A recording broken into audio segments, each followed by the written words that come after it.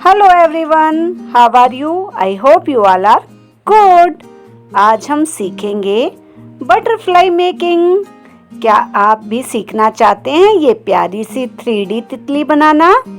तो वीडियो को लास्ट तक जरूर देखें। इसके लिए हमें आवश्यकता होगी एक स्क्वायर शीट की और साथ ही फेविकोल।